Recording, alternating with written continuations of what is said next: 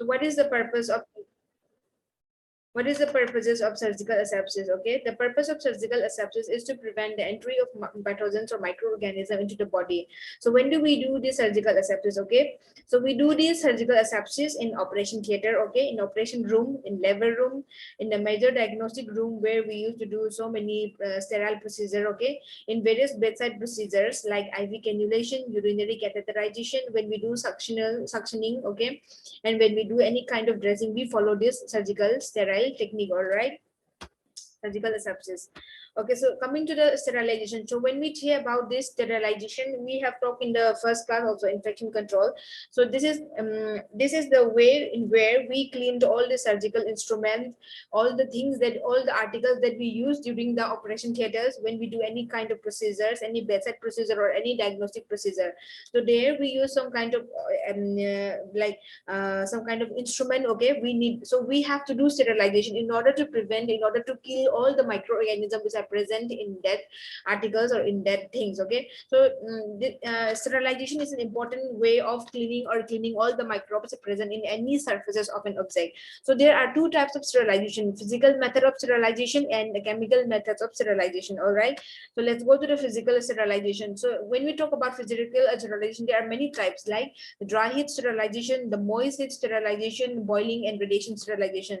So dry heat, when we say dry heat, we use only air, okay, we use only air to clean the to kill all the microorganism present in our surfaces. Moist heat, we use some kind of steam or water vapor, okay, to kill the spores or any kinds of microorganism or bacteria present in the instrument or in the surfaces. So boiling, by the word itself, we use some boiled water 100 degrees centigrade to kill all the microorganism present in a surface.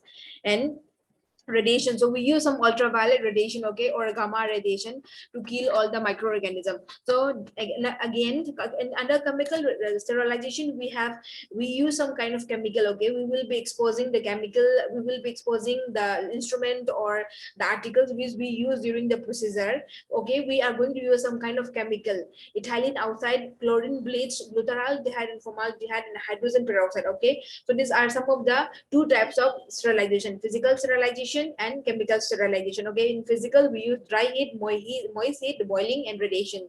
In chemical, we use only chemical, okay, to clean the instrument or any kind of articles like ethylene oxide, chlorine bleach, glutaraldehyde and formaldehyde and hydrogen peroxide, all right. So coming to the dry heat, as I told you, so this is the picture of a dry heat sterilization, okay. You will be seeing this when we go to hospital, when you go to a CSS department, you will see this instrument sterilization, all right.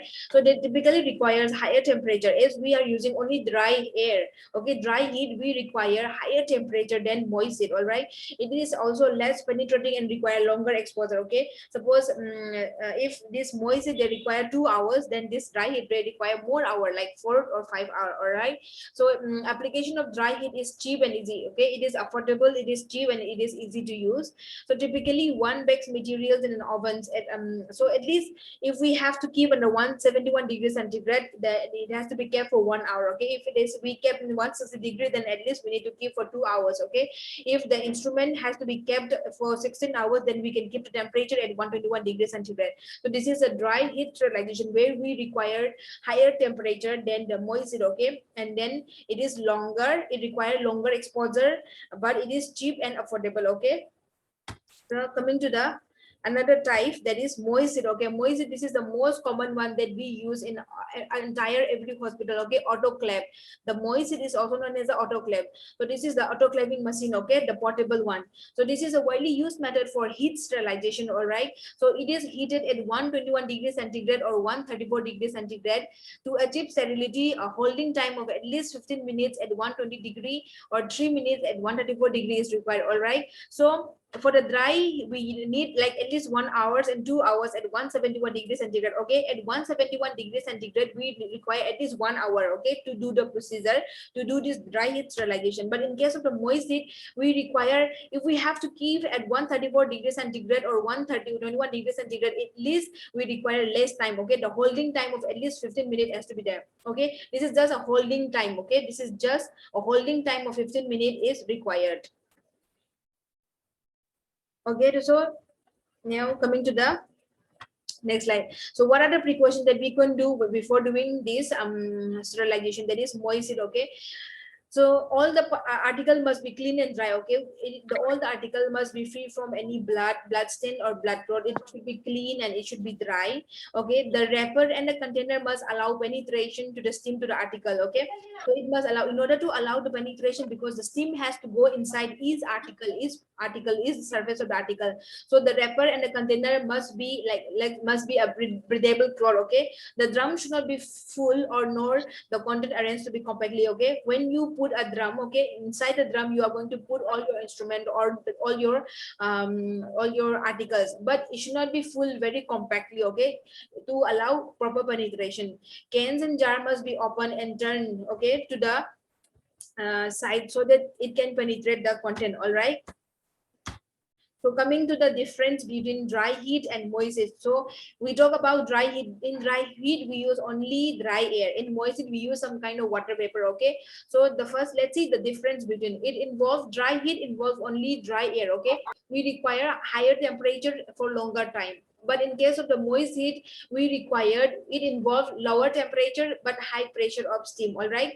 In dry heat, we don't use any steam in water. But in case of the moist heat, we use water and we take this steam to use the procedure. All right. And the third point is incineration. We can use incineration or we use hot air ovens and microwaves, okay, to do this dry heat sterilization. But in case of the moist sterilization, we do autoclaving and boiling. All right. So in case of the dry heat, it takes more time comparatively, but moist heat, it takes less time. All right. The holding time is only just 15 minutes. Maybe it takes only 45 minutes, okay, to clean just for a one cycle to clean the whole instrument. But in case of a dry heat sterilization, it takes almost 1 hour to 2 hours to clean, okay. So coming to the boiling, okay, this is like as you all know, okay, boiling for 10 minutes will kill most of the pathogenic organism, okay, but spores forming bacteria and viruses are resistant to boiling. All right. So 90% of the things of the microbes will be killed in this boiling procedure, but those bacteria and those viruses which are resistant to boiling, we cannot kill all the spores, like 99% we cannot kill them, so they have to go for this autoclaving procedure, okay. But there are some things which we want in emergency, but we can go for this boiling process as it kills most of the microorganism. All right. Now coming to the radiation sterilization. So we are going to use some kind of radiation, either like UV ray, gamma ray, okay, or we can use of the plastic items such as disposable saline sets, catheter, disposable syringes, which will not withstand heat sterilization, and sub instruments such as scalpel blades, okay. So we use this radiation sterilization for the SARF instrument, okay, because SARF instrument we cannot put back in the dry heat or in the autoclaving, so we have to use this radiation, okay. In case of saline, in case of plastic disposable thing like your catheter, your disposable saline things, because they cannot withstand the temperature, the pressure of the dry heat and the moist heat, so we have to go for the radiation sterilization. All right. So in this method, the articles can be packed before sterilization. Before putting onto the machine, before sterilizing, the article should be packed, okay, so that there is no recontamination after sterilization. All right. So these are some of the topics that becomes under medical asepsis and surgical asepsis. I have shared the PPT in the group also. All right. So like any query.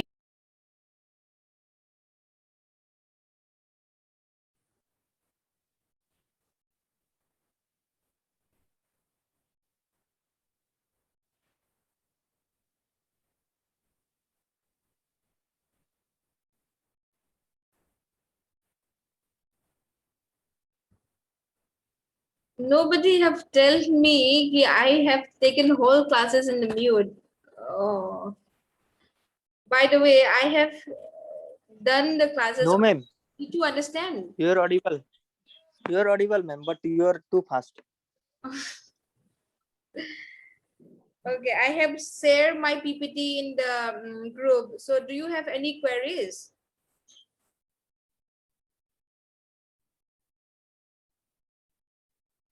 Anything you want to know about this medical asepsis and surgical asepsis? No, ma'am. I have said the